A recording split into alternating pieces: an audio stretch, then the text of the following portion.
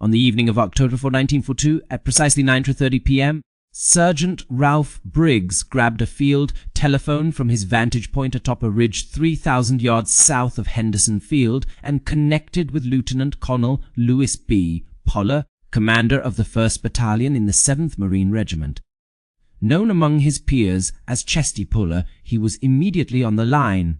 Briggs and 46 other Marines had been dispatched to establish an observation post aimed at detecting any signs of approaching Japanese forces. They had remained vigilant throughout the night, observing in the darkness for hours on end, their senses heightened by every sound and movement. The sky was completely dark with heavy clouds obstructing the moonlight, and intermittent rain dampened their uniforms while making the jungle floor treacherously slippery. The humidity was overwhelming even during nighttime, intensifying the discomfort. Every noise seemed magnified in the pitch-black environment. The rustling of leaves, the cries of nocturnal birds, and distant artillery sounds. Suddenly, Briggs detected additional noises, Japanese voices chatting animatedly, the unmistakable sound of cigarettes being lit, and a large contingent moving through the jungle. This revelation was crucial as it would influence whether the Marines stationed at Henderson Field could withstand the impending assault that night. Colonel Briggs reported, "There are approximately 3,000 enemy troops between us and you." Poller inquired if he was sure of this assessment. "Absolutely certain," Briggs confirmed. "They have encircled our position, singing and smoking as they advanced towards your location, Doc." This warning provided Puller's battalion with about 30 minutes to brace for the imminent Japanese offensive from the Sendai Division, which would launch an attack against their southern defensive line. The Marines had this brief window to ready themselves by checking equipment, distributing ammunition, requesting artillery support, and mentally preparing for the onslaught. Defending Henderson Field were 11,000 Marines along with recently deployed Army troops forming a perimeter around the field. On Guadalcanal, the Japanese forces numbered 20,000 soldiers, significantly outnumbering their American adversaries. Their commander, Lieutenant General Harukichi Hyakutake, had spent 2 weeks deploying his forces for what he anticipated would be a crucial engagement in the Pacific War. Positioned at the southern extremity of the American defense perimeter, directly in the path of the Japanese advance, were 2 units of heavy machine guns commanded by a 26-year-old sergeant named John Basilone. Basilone had been stationed on Guadalcanal since September 18, 1942, when the 7th Marine Regiment landed on the island. He hailed from Raritan, New Jersey, where his father, Salvatore Basilone, an Italian immigrant who arrived in Klesnitsa, a southern Italian town, in 1903, had settled and worked as a tailor. Dora Bainer, John's mother, was born in the United States, but her parents were from the same region of Italy. He was one of 10 siblings in his family and grew up in a tight-knit working-class community where everyone knew each other personally. John attended St. Bernard Parochial School before dropping out after 8th grade at age 15 to work as a golf caddy at a local country club. At the young age of 17, he enlisted in the United States Army in July 1934 and was assigned to the 16th Infantry Regiment at Fort Jackson. He later transferred to the 31st Infantry Regiment and served his 3-year enlistment in the Philippines, stationed in Manila. It was during this time that he became a champion boxer within the regimental competitions, earning himself the nickname Manila John, which stayed with him for life. After being discharged in 1937, Basilone returned to the United States and found work as a truck driver in Ryersville, Maryland. Although the job provided steady income, it did not fulfill his longing for military service. He missed the camaraderie, the sense of purpose, and the structured lifestyle he had experienced while serving. By 1940, he made the decision to return to active duty. He thought that joining the Marine Corps would enable him to reach the Philippines more quickly than re-enlisting in the Army. Consequently, on July 11, 1940, he enlisted with the Marines in Baltimore. He underwent boot camp at the Marine Corps Recruit Depot in Paris Island and received further training at Quantico and New River. His prior military experience and expertise with weaponry were acknowledged by the Marines, who appointed him as an instructor. However, Basilone wished to serve in a combat unit instead of teaching. As such, he was assigned to Company D, 1st Battalion, 7th Marines, where he served as a machine gun section leader. Due to his army background, Basilone was one of the most knowledgeable machine gunners within the battalion. The M1917, a heavy and intricate weapon, demanded meticulous handling, maintenance, and tactical deployment. Skills that Basilone mastered thoroughly. His primary objective was straightforward: hold the line. Yet, the challenge he faced on that particular night was far from simple. The Japanese possessed numerical superiority, momentum, and a strategic plan that assumed the Marines would crumble under pressure. The Sendai Division, regarded as one of the finest infantry units in the Imperial Japanese Army, comprised soldiers primarily hailing from Miyagi Prefecture on Honshu Island. These troops had been trained in Manchuria and fought in Java, making them seasoned and disciplined fighters who believed Henderson Field would be captured before dawn. Meanwhile, the Marines stationed at Guadalcanal were severely fatigued. Since August 7, when the 1st Marine Division landed and seized control of a partially constructed Japanese airfield, fighting had been ongoing. The invasion planning process had moved swiftly, contrary to expectations that the Marines would undergo 6 months of rigorous training before being deployed into combat. Admiral Ernest J. King, who served as the Commander-in-Chief of the United States Fleet, decided to expedite the timeline following intelligence reports indicating that the Japanese were constructing an air base on Guadalcanal. This new facility posed a significant threat to Allied supply routes to Australia and New Zealand if it were completed. King successfully persuaded General George C. Marshall, the Army Chief of Staff, to green light Operation Watchtower. The operation would see Major General Alexander Vandergrift leading his 1st Marine Division in capturing Guadalcanal. The division was composed largely of inexperienced recruits who had enlisted after the Pearl Harbor attack and received minimal training prior to deployment. Despite their lack of combat experience, these young soldiers were all that Admiral King could muster for the task at hand. The initial landing on August 7th proceeded with relatively little resistance from Japanese forces, as most defenders had already retreated into the jungle. By nightfall on August 8th, the Marines had taken control of the unfinished airfield and its surroundings. Using captured Japanese construction equipment, they completed the runway and named it Henderson Field in honor of Major Lofton Henderson, a Marine aviator who lost his life at Midway. For nearly 2.5 months, the Japanese made repeated attempts to recapture this strategic airfield. They transported reinforcements covertly by night aboard destroyers and cruisers along a route known as the Tokyo Express. These ships would swiftly navigate through the Solomon Islands, deliver troops and supplies on Guadalcanal's shores, and then return before dawn when American aircraft could launch attacks. Although effective to some extent, this approach had inherent limitations. The Tokyo Express was capable of transporting troops and light equipment, but not the heavy artillery vehicles and bulk supplies necessary for a large-scale offensive operation. When Japanese soldiers reached Guadalcanal, they arrived with only their rifles and basic gear. Everything else had to be manually carried through the dense jungle. Despite these constraints, the Japanese persisted in reinforcing their forces. In August, Colonel Kona Ichiki landed on the island with approximately 900 men from the 28th Infantry Regiment. They launched an assault at Alligator Creek on August 21st and suffered heavy losses due to Marine firepower. Only a few dozen soldiers survived. In September, Major General Kiyotake Kawaguchi arrived with around 6,000 troops who attacked near Edson's Ridge on September 12th and 13th.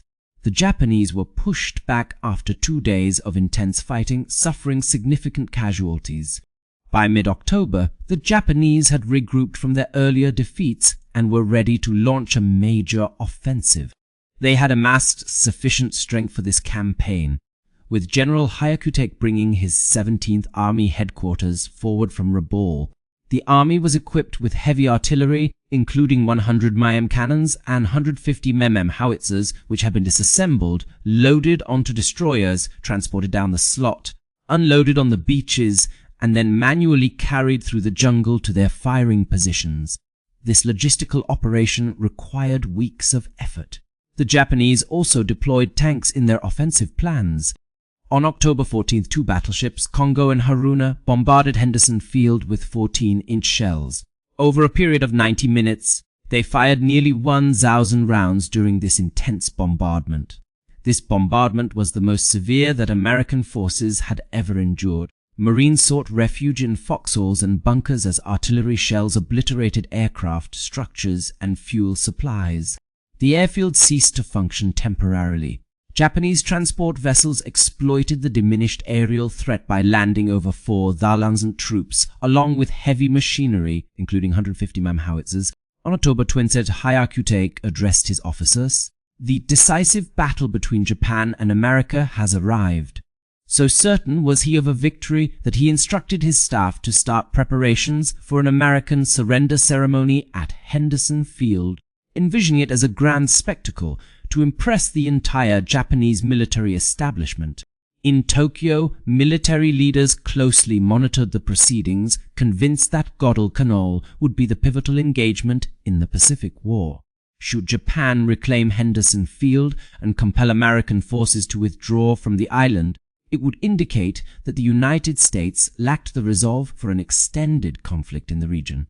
The Japanese leadership held a belief that U.S. morale was brittle and that a significant defeat could force Washington into negotiating terms favorable to Japan's control over its Pacific territories. Emperor Hirohito himself received updates on the Guadalcanal operation, underscoring the immense stakes involved. The Japanese strategy entailed a coordinated assault from several angles.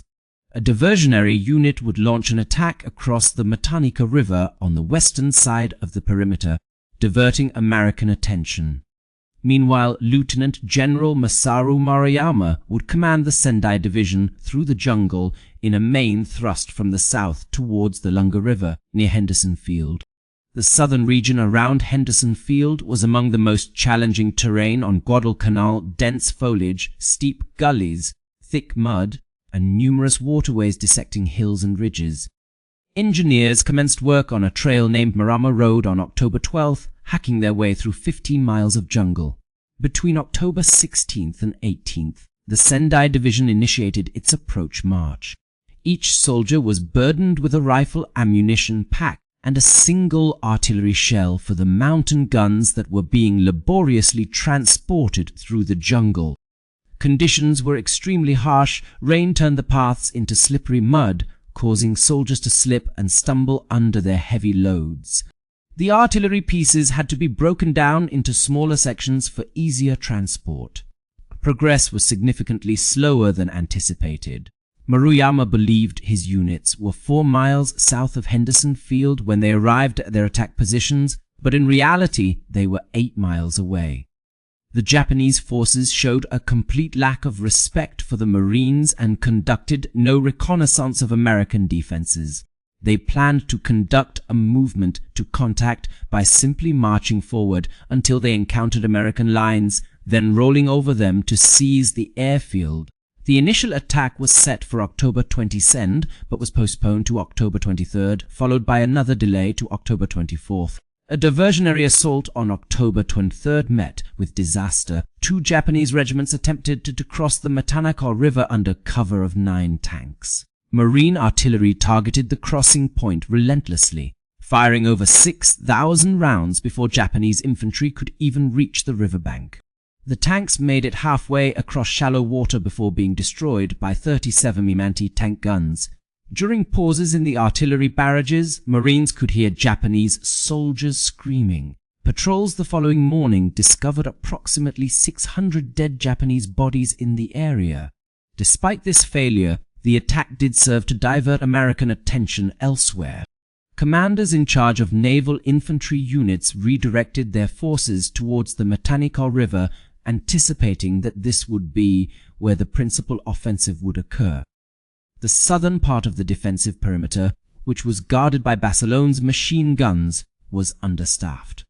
Lieutenant Colonel Puller's 1st Battalion of the 7th Marines had to manage a sector initially intended for an entire regimental strength. With only around 1,000 Marines spread across approximately 15 miles of front line, each about 100 yards wide, the terrain provided some advantages.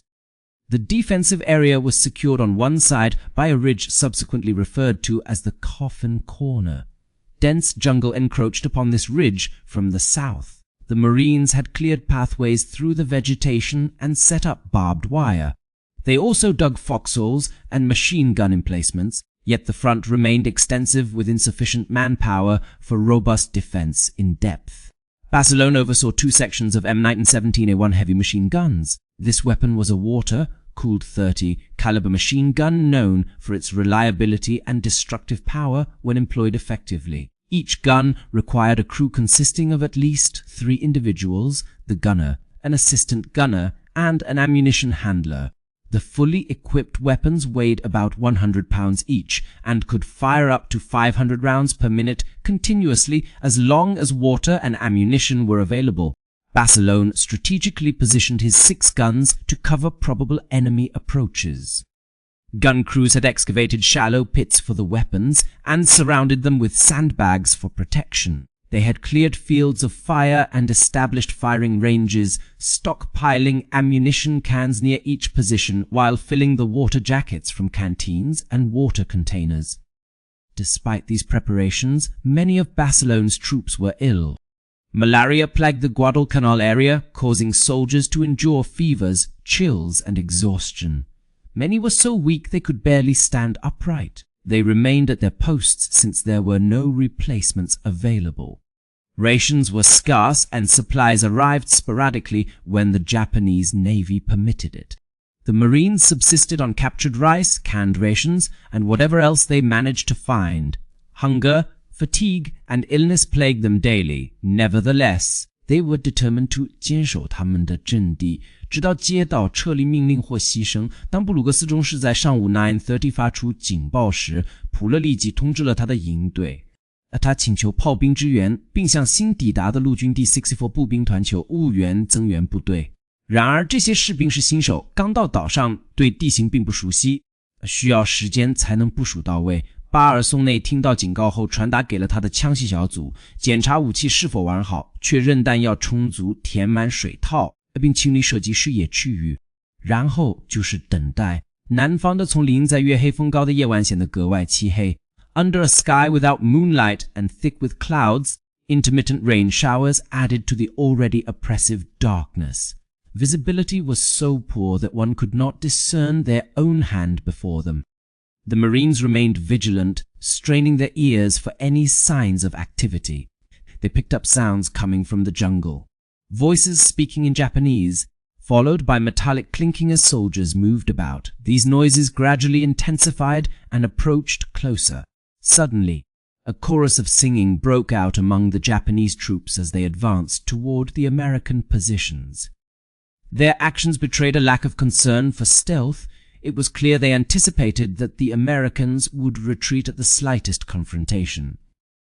The music ceased abruptly, leaving only the steady patter of raindrops and the background rustle of the jungle to fill the night air.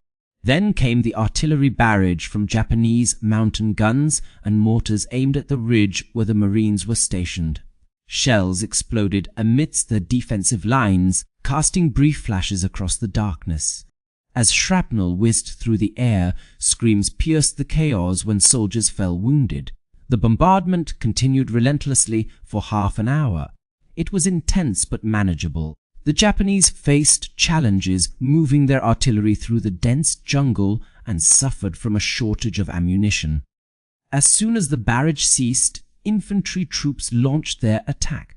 Emerging from the shadows, waves of Japanese soldiers advanced towards the Marine defenses. Hundreds of men shouting banzai charged up the ridge. Basilone began firing immediately.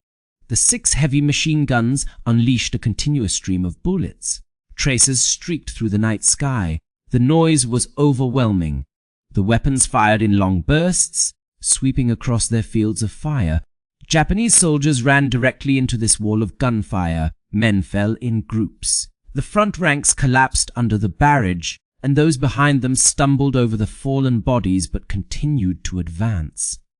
The machine guns never ceased firing throughout the ordeal. Basilone moved between each gun, directing fire, assisting crews with clearing jams and supplying ammunition. His actions were swift and automatic, honed by years of experience. He had learned how to operate machine guns in the army and had taught Marines as well. No one in the battalion knew the weapon better than he did. The initial wave was broken. The Japanese forces retreated into the jungle, regrouped, and launched another assault. This time, their numbers were greater and their formation more disciplined. As they advanced, they hurled grenades at the Marines' positions. Mortar shells rained down around them. One of Basilone's gun crews was struck directly by a mortar round. The gun was obliterated, and 3 men perished instantly. Undeterred, Basilone retrieved the spare weapon, dragged it to a new location, set it up, and commenced firing. The barrel grew so hot that it glowed red in the darkness, with steam rising from its water jacket.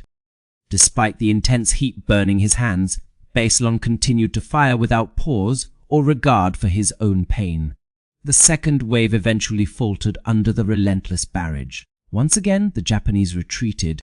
Assessing the situation, Basilone found that 2 out of 6 guns had been destroyed. Several crew members were dead or wounded, ammunition was scarce, and the remaining teams were fatigued, with some still in battle despite their injuries. Many soldiers fell ill from malaria and trembled with high fevers, yet they steadfastly maintained their defensive posts. The Japanese launched a third assault, targeting multiple points along the defense line simultaneously in an effort to locate any vulnerabilities. Basilone's sector bore the brunt of this offensive. Hundreds of enemy troops advanced up the ridge while machine gun fire erupted once more. However, ammunition supplies were dwindling rapidly as the crew members expended their belts faster than they could reload them. Basilone recognized that without additional rounds, his unit would be left defenseless by morning, allowing Japanese forces to capture Henderson Field. With no backup weapons available and only a handful of exhausted riflemen guarding against further advance, he made an unconventional decision. Leaving his post during the height of battle, Basilone ventured into the jungle to secure more ammunition.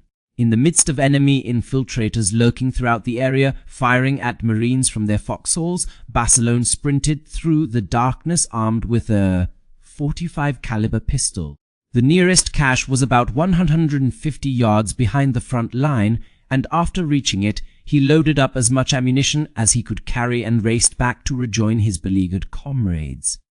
The load felt overwhelming, weighing in at about 90 pounds, with belts slung across his shoulders and cans held tightly in each hand. He dashed through the darkness, battling against the mud and Japanese infiltrators along the way. Upon reaching safety, he handed out the ammunition to his gun crews, who then reloaded their weapons and resumed firing. Basilone made this perilous journey 3 more times throughout the night, each time shouldering 90 pounds of ammo across enemy-controlled jungle terrain. Every single run ended with him returning unscathed. During his second trip, he stumbled upon a squad of Japanese soldiers sneaking behind the lines. They were huddled near a fallen log, moving stealthily towards the Marine command post. A momentary burst of artillery light revealed their position to Basilone. He promptly discarded his load and drew his .45 caliber pistol, firing 3 shots that took down 3 enemy soldiers before they could scatter into the night. On his third run, Japanese mortar shells were raining down along the trail he was using. The distinctive whistling sound alerted him to incoming fire, causing him to hit the ground each time a shell arced through the sky. He lay flat in the mud as explosions erupted nearby, shrapnel soaring overhead. Once the blast subsided, he rose and continued running. The sheer weight of his cargo slowed him down considerably, making him an easier target for enemy fire, but there was no room for hesitation. His fellow Marines relied on this ammunition to stay alive. Without it, they would fall and their position would be compromised. On his fourth run, he was so drained that standing felt impossible. His legs were trembling, his hands shook uncontrollably, and his vision was blurry. He hadn't slept in over 30 hours or eaten in more than 12. Running on pure adrenaline and sheer willpower, he managed to complete the task, deliver the ammunition, and return to his guns. Around midnight, another gun was destroyed by a grenade. Basilone noticed the issue as he moved to replace it. Japanese casualties were piling up in front of the Marine positions, blocking their line of fire. The machine guns couldn't aim low enough to hit advancing enemy soldiers hiding behind the piles of dead bodies. Basilone called for volunteers, and several Marines responded by crawling out of their positions to clear away the corpses under heavy gunfire from less than 50 yards away. They succeeded in creating enough space for the guns to resume firing effectively. The battle raged on as wave after wave of Japanese soldiers charged up the ridge, only to be cut down by machine gun fire. Despite this, they continued their relentless assault, driven by bravery and a commitment to taking Henderson Field at all costs, believing it was an order from their emperor that they must obey until death. The Marines were just as resolute. They had secured Henderson Field in August, and they weren't about to relinquish it now. Around 2:30 a.m., reinforcements from the Army's 164th Infantry Regiment arrived on the scene. These fresh troops took up positions behind Puller's Marine units, bolstering the defensive line. The Japanese assault persisted through the night. By around 3:00 a.m., Basilone's gun emplacements had exhausted their water supply due to constant firing. The water jackets had boiled dry, and without coolant, the barrels risked overheating and becoming warped, rendering the weapons ineffective. In a desperate measure, Basilone and his crew resorted to urinating into the water jackets to keep the guns operational. Though revolting, this makeshift solution worked, allowing the guns to continue firing. By 4:00 a.m., it was evident that the Japanese attacks were losing coherence. The waves of attackers diminished in size and coordination. The Sendai Division had suffered severe losses on the ridge.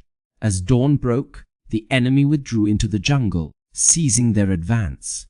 The Marines maintained their positions and waited for any further developments. In front of Basilone's guns lay a ghastly sight, hundreds of Japanese casualties littering the battlefield where they had fallen. Several bodies were stacked 3 to 4 layers deep. The stench was overpowering, blood, cordite, and death filled the air. Basilone and his remaining crew sat amidst their weapons, utterly drained, coated in mud and blood, many injured, all feeling sickened, yet they had managed to hold their ground. Henderson Field remained under American control. Puller approached to evaluate the situation. He walked through the area littered with corpses, tallying the dead bodies. Later assessments estimated that nearly 1,000 Japanese soldiers lay lifeless in front of Basilone sector. Basilone was credited with personally killing at least 38 enemy fighters, often using his pistol in close combat while reloading or moving his machine guns. Out of the original 16 men in Basilone's 2 machine gun sections, only 3 came out unscathed. The rest were either killed or seriously wounded. On the night of October 25th, the Japanese launched another assault. This time, however, they faced a well-prepared and reinforced Marine force. Puller's battalion, now supported by Army troops, successfully repelled every enemy attack. The Japanese suffered additional losses amounting to around 300 soldiers. By dawn on October 26th, General Hyakutake ordered the offensive halted. His Sendai Division had been rendered ineffective as a combat unit. Over 1,500 of Maruyama's troops were dead, while another 1,000 were wounded or missing. The remaining forces retreated into the jungle, suffering from starvation and disease. The offensive had utterly failed. Over the course of 2 days, about 60 Marines lost their lives in the battle. The majority of these casualties occurred outside of Basilone's sector. In the areas where Basilone's guns were stationed, there was no Japanese breakthrough, but the toll was nonetheless significant. The aftermath of the fighting exposed the extent of Japan's commitment and the ferocity of the combat. Marine patrols discovered personal items wrapped in cloth, family photographs, letters from home that had been carried by Japanese soldiers who anticipated their deaths on Guadalcanal. Many of these soldiers had penned farewell messages prior to the attack, believing they were dying for their emperor and nation. One patrol came across a diary belonging to a Japanese officer. The entries detailed the arduous march through the jungle, the challenging terrain, and the scarcity of food and water. In his final entry, written hours before the assault, the officer expressed pride in his willingness to die for the emperor and hoped that his sacrifice would contribute to Japan's ultimate victory. He requested that his family be informed of his honorable death on the battlefield. Another patrol uncovered letters from Japanese soldiers' families. Mothers writing to sons, wives to husbands, children to fathers. These missives conveyed pride in their loved one's service, hopes for their safe return, and descriptions of life at home.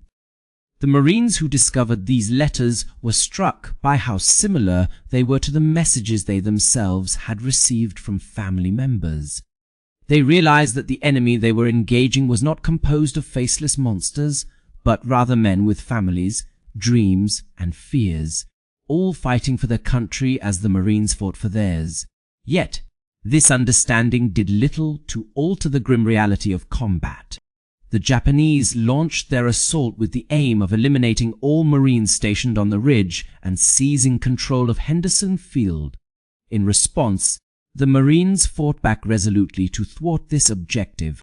Both sides deployed their full capabilities in a fierce battle that ultimately resulted in one side emerging victorious while the other suffered defeat, this being an inherent aspect of warfare. The American triumph at Henderson Field signified a pivotal moment in the Guadalcanal campaign.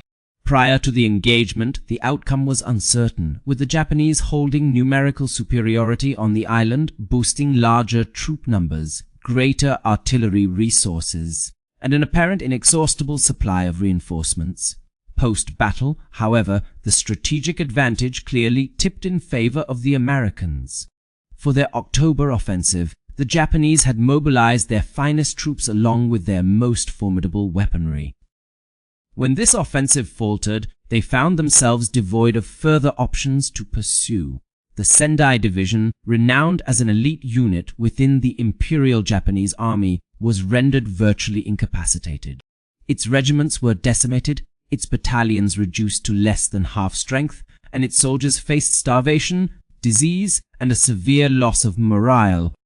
Retreating into the jungle, the division spent subsequent weeks merely struggling for survival rather than engaging in combat. Meanwhile, during November, when the Japanese Navy sought to reinforce their position through the naval battle at Guadalcanal, they encountered fierce opposition from American naval forces which succeeded in intercepting and annihilating most of the convoy ships. The losses sustained by Japan included 2 battleships, 1 cruiser, 3 destroyers, and 11 transport vessels, with thousands of reinforcements either drowning or being killed before reaching shore. Following their defeat, the Japanese leadership conceded that they could no longer reclaim Henderson Field and initiated plans for withdrawing their troops from Guadalcanal. Operation K, which aimed at evacuating their forces, transpired between January and February of 1943. Around 11,000 soldiers managed escape successfully during this operation. Additionally, about 14,000 had succumbed to combat fatalities, starvation, or sickness on the island. For his actions during the night of October 24th and 25th, John Basilone was awarded the Medal of Honor.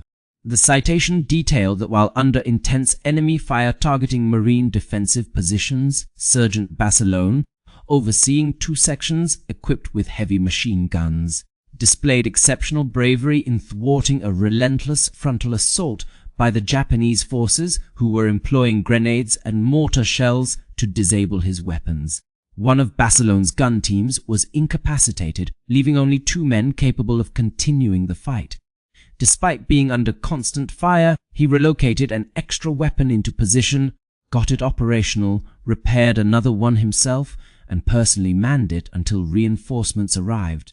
The citation highlighted that Sergeant Basilone's remarkable valor and proactive leadership upheld the finest traditions of the United States Naval Service. He received his medal at a ceremony in Australia on May 21, 1943. Basilone became the first enlisted Marine to be awarded the Medal of Honor during World War II.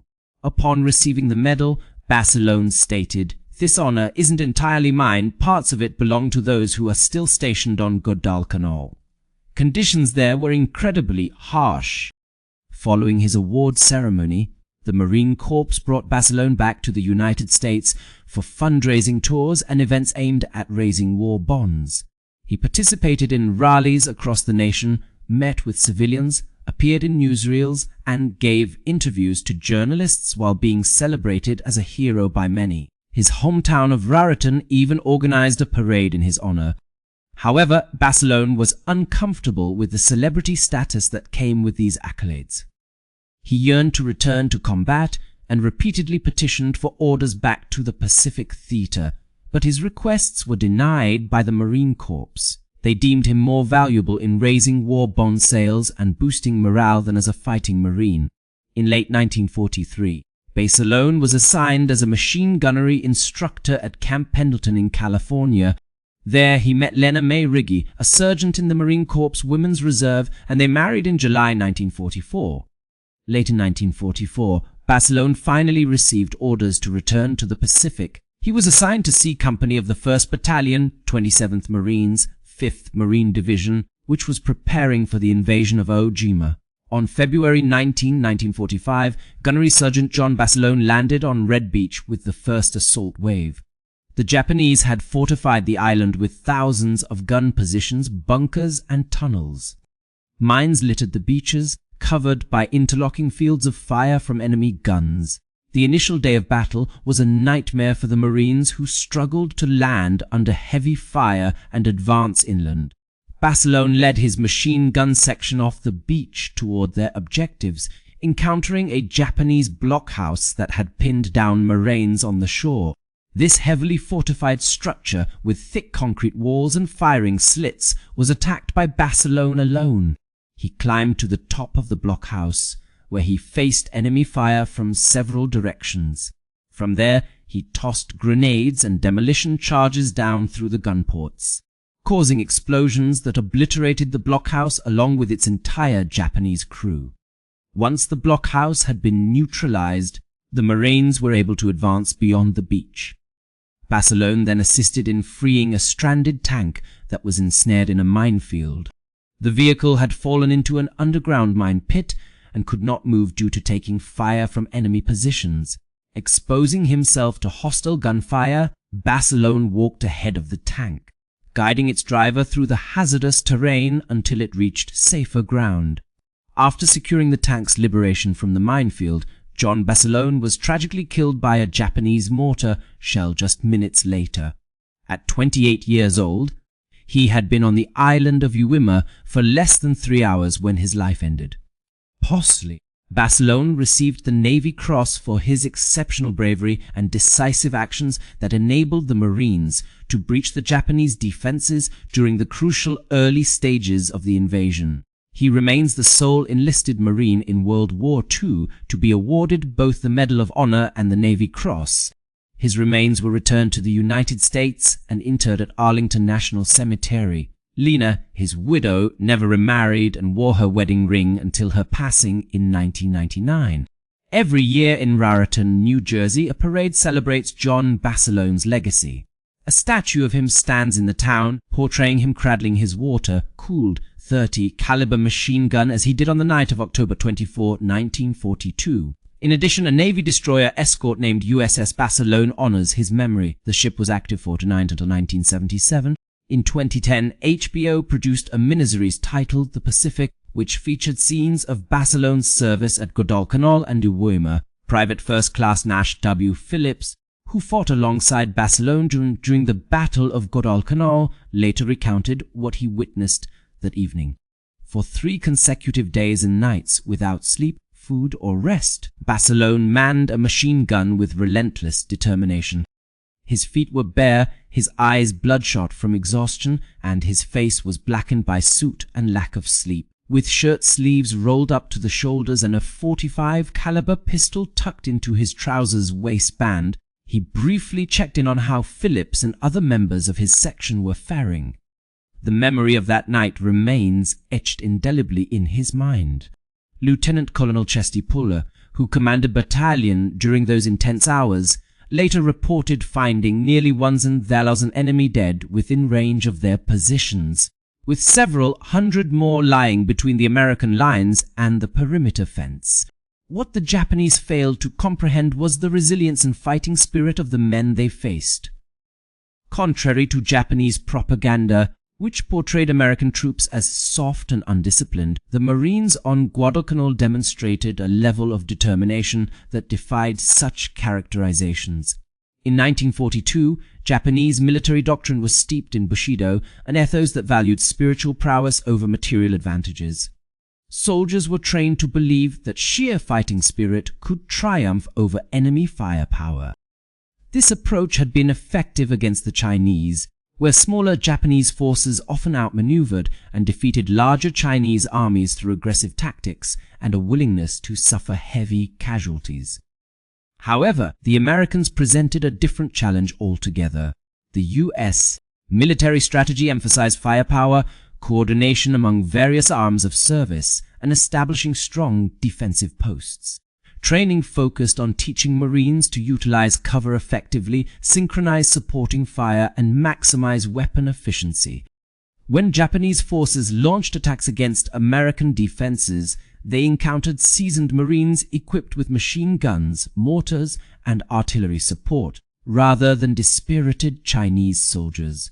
The Japanese military often underestimated the strength of their adversaries due to a misplaced belief in spiritual superiority. Prior to the Guadalcanal campaign, Japanese intelligence estimated that there were only 2,000 American troops on the island, whereas the actual number exceeded 11,000. Japanese commanders assumed Marines would retreat when confronted with relentless attacks, but this expectation was shattered as Marines stood their ground and fought back tenaciously. Japanese soldiers were indoctrinated to believe that Americans valued their lives too highly to endure combat under harsh conditions. However, on the night of October 24, these beliefs were proven false in a catastrophic manner. The Sendai Division anticipated an easy march through Marine positions to capture the airfield with minimal opposition. Instead, they found that American Marines would not only fight back, but continue doing so even when faced with overwhelming odds. Basilone's gun crews exemplified this determination by maintaining their posts despite being vastly outnumbered and outgunned. They held their ground as their weapons were destroyed by grenades and mortars, continued fighting as ammunition dwindled, and kept pushing forward while wounded and ill. Their unwavering resolve was a profound cultural shock to Japanese commanders who traditionally viewed failed attacks as indicative of insufficient fighting spirit among the troops. Following the Battle of Henderson Field, Japanese leadership faced a stark new reality. Despite displaying remarkable bravery and resilience, their troops had repeatedly assaulted enemy defenses with devastating losses to no avail. This failure was not due to a lack of will, but rather because they encountered an adversary possessing superior weaponry, well-fortified positions, and equally fierce resolve. The Japanese military establishment found itself struggling to adapt its outdated doctrine, which emphasized the importance of fighting spirit over material superiority. The defeat at Guadalcanal underscored the inadequacy of this approach, as the Japanese could not compete with American production capabilities, nor replace their losses or sustain supplies on par with U.S. forces. All that remained was the indomitable will to fight, which proved insufficient against a numerically superior and equally determined enemy. The memory of that night endured, marking a turning point in the Pacific War. Against overwhelming odds, outnumbered by 3-1, American Marines held their ground through sheer courage, rigorous training, unwavering discipline, and relentless determination. Men like John Basilone exemplified this spirit, refusing to abandon their posts or comrades. This steadfastness ensured that the battle for Henderson Field became a critical milestone in the Pacific theater, demonstrating unequivocally that U.S. forces were capable of withstanding fierce Japanese assaults. This battle demonstrated that superior firepower and well-fortified defensive positions could successfully repel large-scale infantry assaults. It also showed that Marine soldiers were willing to endure extreme hardships to maintain their strategic positions. Moreover, it represented a pivotal psychological shift in the conflict. Prior to the Battle of Guadalcanal, Japanese military leaders believed they could defeat the United States through aggressive tactics and sheer fighting spirit. However, after Guadalcanal, they recognized that they faced an opponent with industrial might and unwavering determination. This understanding fundamentally altered Japan's strategic approach for the remainder of World War II. Following the Battle of Henderson Field, Japanese commanders shifted their focus from offensive operations aimed at destroying American forces to defensive strategies intended to make continuing the war too costly for the United States. Unfortunately, this new strategy was flawed due to a misunderstanding of the resilience and perseverance inherent in American national character.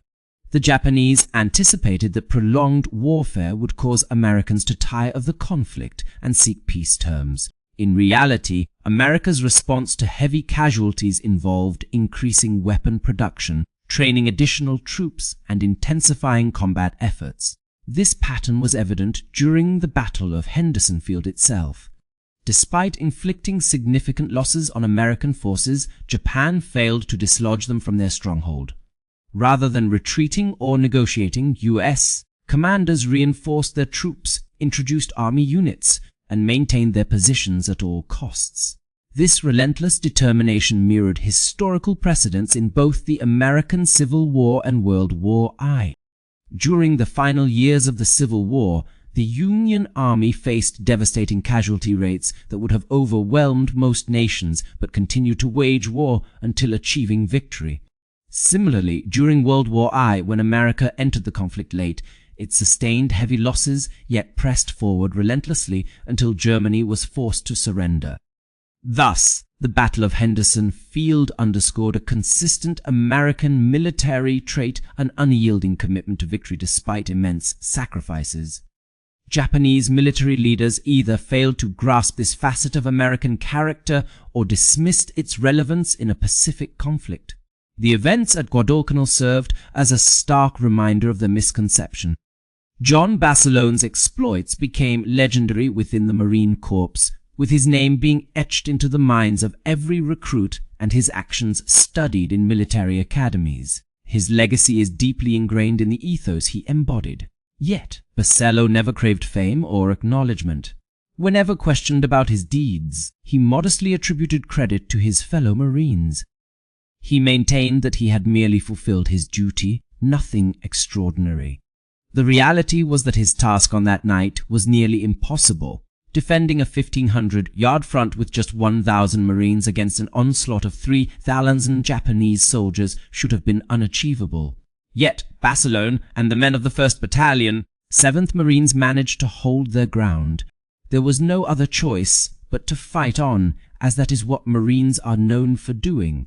They triumphed because individuals like John Basilone refused to yield. In the decades following the war, historians have meticulously analyzed the battle and pondered why the Japanese offensive faltered.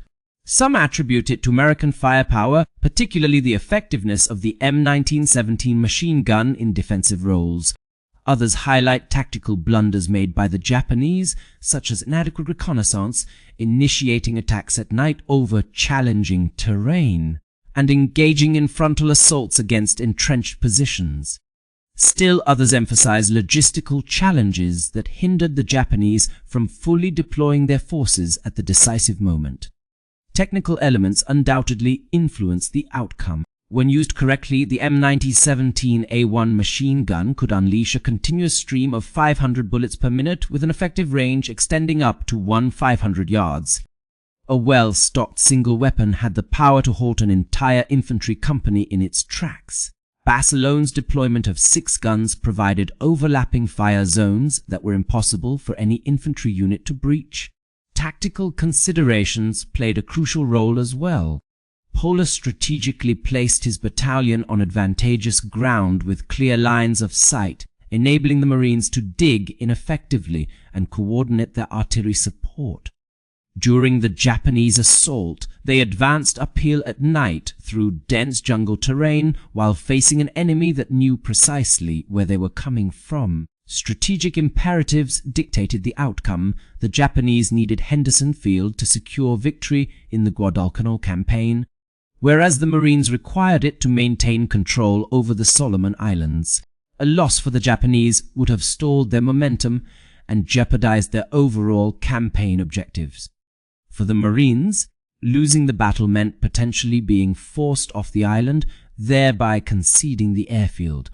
Both sides understood the critical nature of this confrontation, but ultimately, the battle hinged on individual Marine defenders at various positions deciding whether to hold or retreat. At Basilone's post, there was never any doubt about their resolve. He and his remaining team fought tenaciously until they physically could no longer continue.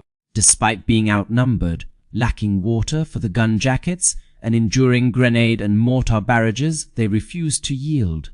Their determination embodied the spirit of what it means to be a Marine. Similar tales of resilience were recounted throughout other sectors of the defensive line as well. On August 21st, during the campaign, Private First Class Al Schmid exhibited remarkable courage at the Battle of Tenarue River. After his machine gunner was killed and his commander wounded, Schmid took control of the weapon. Despite being blinded by a grenade explosion, he kept firing based on verbal directions from Corporal Leroy Diamond until reinforcements arrived. Over 200 Japanese soldiers were found dead in front of his position, and for this bravery, Schmid was awarded the Navy Cross. In another part of the line, Platoon Sergeant Mitchell Page demonstrated exceptional tenacity when commanding a machine gun section. On October 26, after all his gun crews had been killed or wounded, Page manned one of the guns alone, firing from the hip as he moved along the ridge to cover multiple firing positions. His actions that night earned him the Medal of Honor.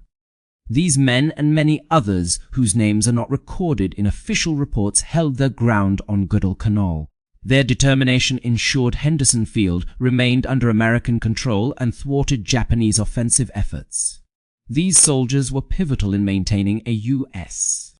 presence in the Solomon Islands, allowing for further advances northward toward Rabaul and eventually the Japanese home islands. This is the story of how one Marine single-handedly repelled an entire Japanese night attack, although not completely alone since he had 15 men under his command across 2 machine gun sections. However, by the end of the first night, only 3 out of those initial 16 soldiers were still standing. Among them was John Basilone. If you found this narrative as compelling as we did, please take a moment to like this video. It aids us in sharing more overlooked stories from World War II. Consider subscribing to stay updated with these untold histories. Each story is significant and deserves to be remembered. We'd be thrilled to hear from you. Drop a comment below sharing your location. Whether you're tuning in from Texas or Tasmania, our community connects people with diverse backgrounds, from veterans to history buffs. You are an integral part of this special group. Thank you for watching and helping to preserve these stories.